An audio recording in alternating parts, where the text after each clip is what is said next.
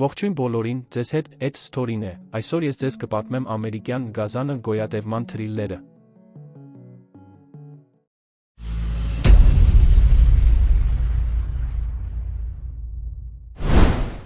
Աֆրիկյան անտառների խորքում որսագողերի մի խումբ զենքերով լուր առաջ է շարժվում, պատրաստվելով որսալ առյուծների ընտանիքը, Փրայդը, առյուծներին գնդակահարելուց հետո որսագողերը մոտենում են դիակներին և բարձում իրենց բեռնատարը։ Նրանց մեծ մասը հեռանում է տարածքից, տեղում թողնելով ընդամենը 2 հոգու։ Շատ չանցած, նրանցից մեկը մոտակայքում առյուծի մռնչյուն է լսում և որոշում է գնալ ձայնի ուղղությամբ։ Հանկարծ նա ինչ-որ պատճառով ճչում է ու թփերի հետևից դուրս գալիս ծանր վիրավոր վիճակում։ Մյուս որսագողը վազում է օգնություն կանչելու, բայց ընկնում է թակարդի մեջ։ Դժբախտաբար, թփերից հայտնվում է մի հսկայական առյուծ և անմիջապես հոշոտում նրան։ Հաջորդ տեսարանում վերջերս կնոջը կորցրած բժիշկ Նեյթ Սեմյուելսը և նրա դուստրերը, Մերեդիթն ու Նորան, թռչում են հարավային Աֆրիկա, արձակուրդն անցկացնելու։ Վայրէջքից հետո Նեյթը հանդիպում է իր հին ընկերոջը, Մարտինին, ով ժամանակին Նեյթին ծանոթացրել էր իր ապագա կնոջ հետ։ Մարտինը նրանց տանում է այն գյուղը, որտեղ անցել է Նեյթի կնոջ մանկությունը։ Նեյթն ու աղջիկները հաջորդ մի քանի օրերին հյուրընկալվելու են Մարտինի տանը, քանի որ Մարտինն մենակ է ապրում այն բանից հետո, երբ ընկերուհին լքել է իրեն։ Այդ ընթացքում Մերեդիթը հուզմունքով գտնում է մոր լուսանկարը, կանգնած իր սիրելի ծառի մոտ։ Ընթրիքի ժամանակ Նեյթն ու Մերեդիթը վիճում են։ Աղջիկն ասում է, որ Նեյթն իրենց կողքին չի եղել, երբ մայրը մահանում էր քաղցկեղից, ինչը նրան հուսախաբ է արել հորից։ Ուշ գիշերով Նեյթը վերջապես խոստովանում է Մարտինին, որ այս արձակուրդը ծրագրել է դուստրերի, հատկապես Մերեդիթի հետ հարաբերությունները վերականգնելու համար։ Հաջորդ առավոտ Մարտինը խմբին տանում է էքսկուրսիայի Մոպանի արգելոցի փակ գոտիներ և ծանոթացնում իր ընկերոջ, Բանջիի հետ, ով առյուծների տեղաշարժին հետևելու մասնագետ է։ Բանջին նրանց ցույց է տալիս տեղի առյուծների Փրայդը և պատմում, որ Մարտինը փրկել է այդ առյուծներին, երբ նրանք դեռ փոքր կորյուններ էին, և մեծացրել է մինչ օրս։ Երբ Մարտինը մոտենում է Փրայդին, առյուծներից մի քանիսը սկսում են խաղալ նրա հետ։ Հենց այդ պահին Մարտինը նկատում է, որ էկ առյուծի թաթը վիրավոր է։ Նա փորձում է ստուգել վերքը, բայց մյուս առյուծները նրան հետ են մղում։ Մարտինը հասկանում է, որ նախորդ գիշեր որսագողերը կարող էին հարձակված լինել էկ առյուծի վրա։ Այդ պատճառով նա հրահանգում է Բանջիին հնարավորինս արագ անասնաբույժ կանչել, իսկ ինքը խմբին տանում է մոտակա գյուղը։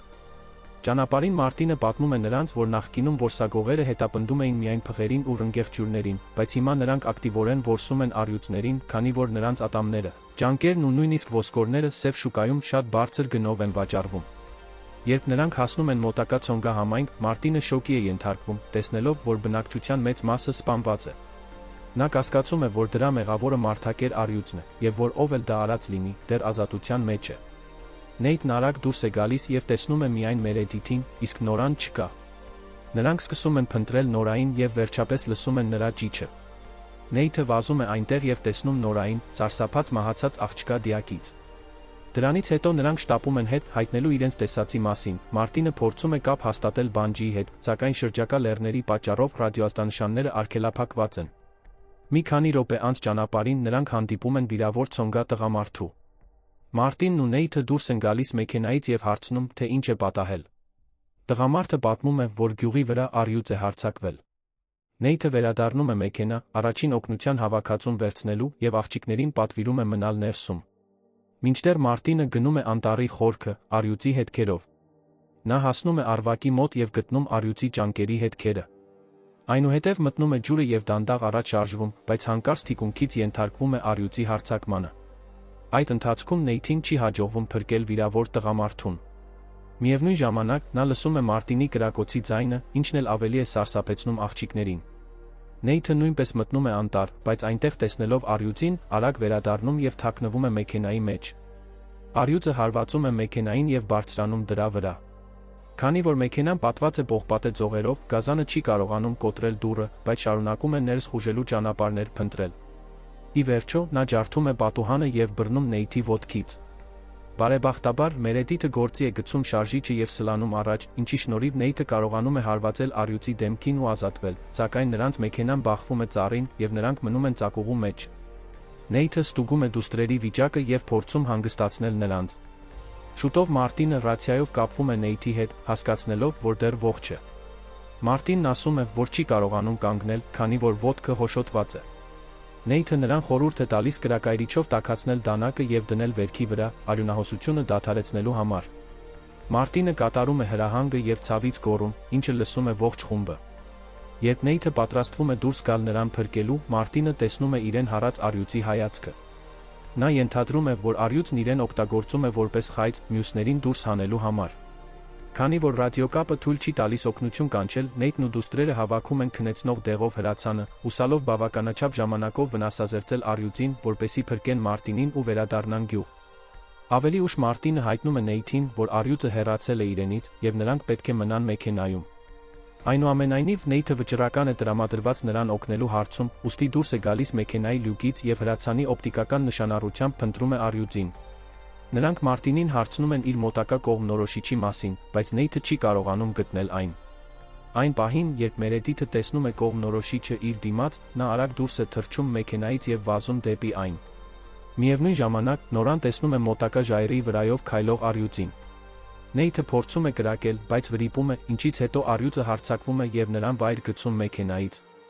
Բարեբախտաբար, նրան հաջողվում է մտնել մեքենայի տակ, մինչ առյուծը հարձակվում է բոլոր կողմերից։ Այդ ընթացքում Նորան վերցնում է քնեցնող սլաքը և խրում առյուծի մեջ, ինչի պատճառով գազանը նահանջում է։ Մյուս կողմից, Մերեդիթն օգտվում է առիթից, վիրավոր Մարտինին փրկելու համար։ Նա Մարտինին հենում է իր ուսին և փայտի օգնությամբ օգնում քայլել։ Երբ երկուսով հասնում են մեքենային, Նեյթն արագ մշակում է Մարտինի վերքը։ Այդ գիշեր Մերեդիթը շարունակում է ռացիայով կապ հաստատել այլոց հետ, սակայն նրա ջանքերն ապարդյուն են անցնում։ Իմանալով այս մասին, Նեյթը խոստանում է պաշտպանել նրանց։ Սակայն Մերեդիթը դեռ չի հավատում նրան, քանի որ հայրը ներկա չէր մորը փրկելու համար։